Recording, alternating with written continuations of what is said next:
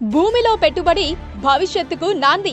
హైదరాబాద్ మరియు షాద్ నగర్ అభివృద్ధి చెందుతున్న ప్రతి ప్రాంతంలో భూమిలో పెట్టుబడి చేయటం అంటే మీ భవిష్యత్తును సురక్షితంగా నిలిపే పునాది వేయటం.